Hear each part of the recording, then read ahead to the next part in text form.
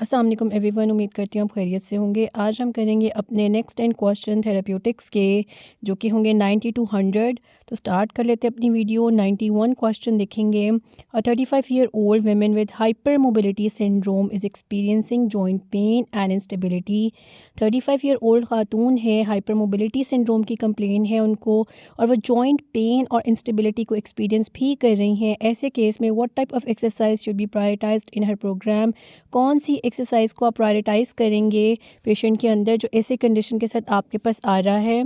A joint stabilization exercises, B high intensity training, C weight bearing training, D long distance running.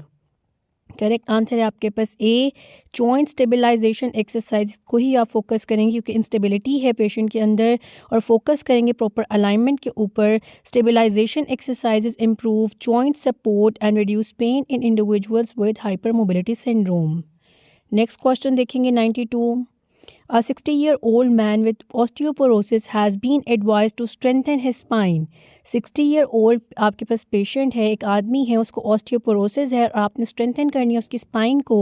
Which exercise is most suitable to reduce the risk of vertebral fractures? कौन सी exercise बहुत अच्छी रहेगी patient के लिए, ताकि जो risk होता है वर्टिब्रल फ्रैक्चर का उसे मिनिमाइज़ किया जा सके, कम किया जा सके। A spinal extension exercises, B spinal rotation exercises, C full spinal flexion exercises, D weight lifting.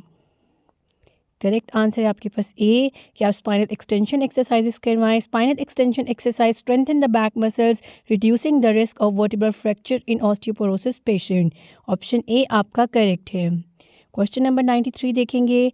19-year-old basketball player lands awkwardly from a rebound and experiences immediate pain and swelling in the knee. आपके पास 19-year-old basketball player है, और जब वो rebound करता है तो गलत तरीके से लैंड करता है, जिसकी वजह से उसे पेन स्टार्ट हो जाता है ऑन द स्पॉट, और साथ में नी के अंदर सोजिश भी हो जाती है। There is a positive Lachman test, और आप एक टेस्ट करते हैं जो कि लैकमेंट टेस्ट है, वो पॉजिटिव आता है। मोस्ट अप्रोप्रिएट इनिशियल मैनेजमेंट क्या, अगर आपको लैकमेंट टेस्ट का पता, आपको पता है कि क्या प्रॉब्लम हो गई पेशेंट के साथ, तो अब इनिशियल ट्रीटमेंट क्या होना चाहिए पेशेंट के लिए। A ice compression and knee immobilization, B immediate quadriceps and strengthening exercises, C high intensity agility training, D deep squats to restore knee mobility. Correct answer है ए कि आप आइस कंप्रेशर और नी को इमोबिलाइज करें, क्योंकि positive Lachman test ACL injury को suggest करता है। Initial management focuses on reducing swelling and stabilising the knee before considering surgical और रिहैबिलिटेटिव इंटरवेंशंस। पहले आपने सबसे पहले इमोबिलाइज कर देना है, नी को स्टेबलाइज रखना है, और उसके ऊपर एक्स्ट्रा मूवमेंट्स नहीं होनी चाहिए, ताकि उसकी सोजिश और पेन थोड़ी बहुत आपकी बैलेंस की जा सके, कम की जा सके। उसके बाद आप कोई कंसीडर करेंगे ऑप्शन रिहैबिलिटेटिव का हो चाहे सर्जिकल का हो।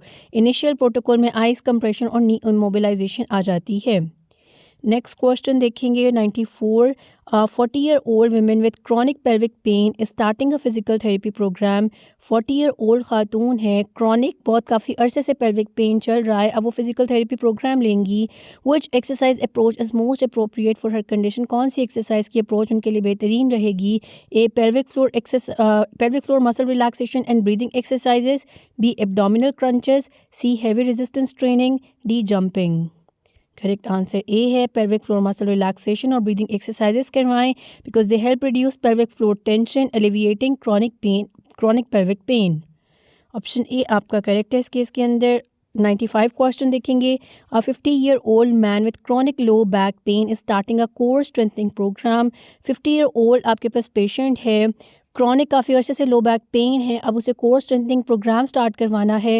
विच exercise is most appropriate to safely begin strengthening his core, कौन सी एक्सरसाइज से आप स्टार्ट करें जो सेफ भी रहे और आप उसे स्टार्ट करवा सकें स्ट्रेंथनिंग उसकी कोर की। A pelvic tilts and bridges exercise, B deadlifts, C jumps, D squats. Correct answer A है। ऑप्शंस काफ़ी इजी हैं, जिसकी वजह से आपको गेस करना आसान होगा, लेकिन आप ऑप्शंस याद भी रखिएगा, ताकि अगर ऑप्शन आपके टफ भी हो जाएं तब भी आपको सॉल्व करना, याद रखना इजी हो और उसको गेस करना भी इजी हो। तो ऑप्शन इस केस के अंदर ए है, पेल्विक टिल्ट्स करवाएं, ब्रिज एक्सरसाइजेस करवाएं। These exercises safely activate the core muscles, improving stability and reducing back pain. Next question देखेंगे 96। A 45-year-old woman with chronic venous insufficiency in her lower limbs is starting an exercise program. 45-year-old खातून है, chronic venous insufficiency है उनकी टांगों के अंदर, lower limbs के अंदर. Starting an exercise program, आपने एक्सरसाइज प्रोग्राम स्टार्ट कराना है. कौन सी सूटेबल इनकी कंडीशन में एक्सरसाइज रहेगी? A calf muscle pump exercises such as heel raises, B stabilization exercises, C long distance running, D heavy leg presses. अगर आप क्रॉनिक वेन इंसफिशेंसी का अगर आपको आइडिया नहीं है तो ऊपर डेफिनेशन लिखी है. इसके अंदर आपकी ब्लड पूलिंग होती है लोअर एक्सट्रीमिटीज़ में, क्योंकि आपके जो वेन वाल्व्स हैं वो वीक हो जाते हैं और ब्लड जो है आपके हार्ट की तरफ रिटर्न नहीं कर पाता. तो इस केस के अंदर करेक्ट आंसर आपका ए कि आप काफ मसल पंप एक्सरसाइज करवाएं, क्योंकि काफ मसल को आपका सेकंड हार्ट भी कहा जाता है.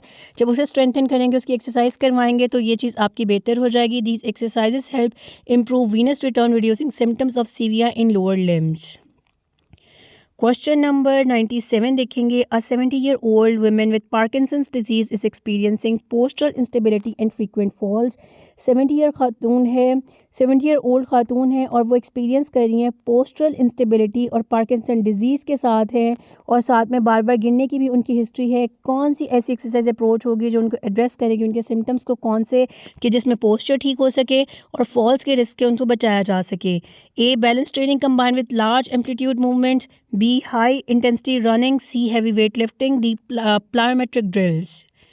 करेक्ट आंसर है आपके पास ए, आप बैलेंस ट्रेनिंग करवाएं, साथ में कंबाइन करें large amplitude movements. This approach help improve postural stability and reduce the risk of falls in patient with Parkinson's disease.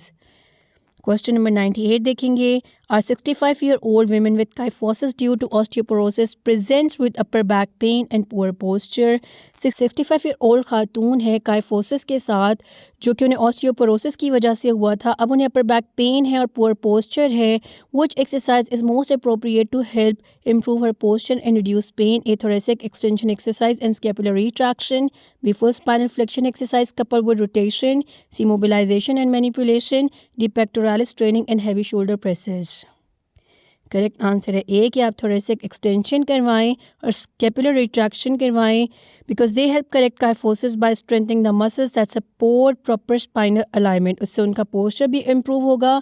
Kyphosis जो हो रही है, काइफोसिस में फिर उसके बाद जब आप अपर बैक की यानी थोरेसिक एक्सटेंशन एक्सरसाइजेस करवाएंगे, अपर बैक को टारगेट करेंगे, अपर बैक की आपकी पेन भी जाएगी और आपका पोस्चर भी ठीक होगा. यानी वो एक्सरसाइजेस करवाएं जिससे पोस्चर भी ठीक हो. स्केपुलर रिट्रैक्शन करवाएं, थोरेसिक एक्सटेंशन एक्सरसाइजेस करवाएं और पोस्चर जितनी एक्सरसाइज है वो ऐड करेंगे तो क्या होगा, ये कंडीशन बेहतर होगी.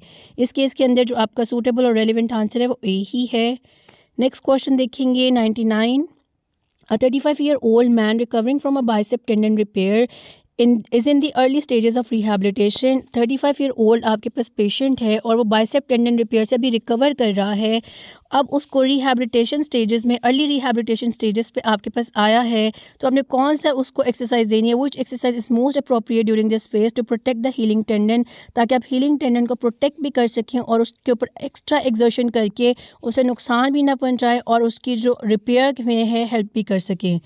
ऑप्शन ए आपके पास passive ROM for the elbow, B bicep curls, C pushups, D heavy bench pressing. Correct answer है ए करवाएं कि आप क्या gentle passive range of motion exercises करवाएं एल्बो के लिए. Passive range of motion exercise help maintain joint mobility while protecting the healing tendon from excessive strain. Question number 100 देखेंगे जो थेरेप्यूटिक्स का लास्ट क्वेश्चन है. 50-year-old man with lumbar disc herniation presents with radiating leg pain. 50-year-old आपके पास patient है और lumbar disc herniation के साथ है, वो टांगों में जो है दर्द जाने की कंप्लेन आपसे कर रहा है. Which type of exercise is most appropriate for alleviating his symptoms? कौन सी एक्सरसाइज ज़्यादा अच्छी रहेगी ताकि उसके सिम्टम्स को कम किया जा सके? A McKenzie extension exercises, B फिलियम flexion exercises, D deadlift and weight training, D box jumps. Correct answer आपके पास A McKenzie extension exercises can help centralize and reduce radiating pain by promoting disc movement away from nerve roots. आपके nerve root से आपकी away movement होती है जिसकी वजह से क्या है, आपका पेन कम हो जाता है और सेंट्रलाइज हो जाएगा और इसमें आपको इम्प्रूवमेंट देखने को मिलती है. तो ये आपके हमारे 100 थेरेप्यूटिक्स के क्वेश्चन हो गए. हमने जो है 200 MCQ जो जर्नल थे, यानी कि जिसमें हमने सबको टारगेट किया था. जर्नल से मुराद है आपके हर सब्जेक्ट से थे, काइनी, इलेक्ट्रो, आपके रिसर्च और एनाटमी फिजियोलॉजी जो बेसिक पेपर होता है उस तरीके का हमने पेपर किए हैं। 200 MCQs हमने वो टारगेट किए हैं। उसके बाद हमने सिर्फ सिनारियो बेस्ड 100 MCQs किए हैं जो ईजी लेवल के थे। उसके बाद हमने 50 काइनेजोलॉजी के, 50 बायोमैकेनिक्स के क्वेश्चन अभी तक सॉल्व कर लिए हैं। इसके अलावा 50 बायोकेमिस्ट्री के भी अपलोड हो चुके हैं जो कि आपके जर्नल थे, और 50 जो थे वो डिजीज़ रिलेटेड थे, जिसमें से कुछ अपलोड हो गए हैं और बाकी अभी अपलोड होने हैं।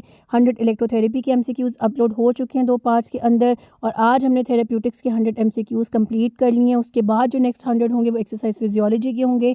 आप सीरीज़ के साथ बने रहेंगे। सारे जब हम कंप्लीट करेंगे तो आपकी मैक्सिमम PPSC या फिजियोथेरेपी जो भी टेस्ट होगा उससे रिलेटेड मैक्सिमम तैयारी हो चुकी होगी। तो चैनल को सब्सक्राइब कर लें और जो वीडियो है उसे अच्छे से याद करें। MCQs की तैयारी साथ के साथ करें, इंशाल्लाह आपके लिए भी आसानी हो जाएगी। तो नेक्स्ट वीडियो में मिलते हैं जिसमें हम एक्सरसाइज फिजियोलॉजी के क्वेश्चन स्टार्ट करेंगे। तब तक के लिए अल्लाह हाफ़िज़ एंड स्टे ट्यून्ड।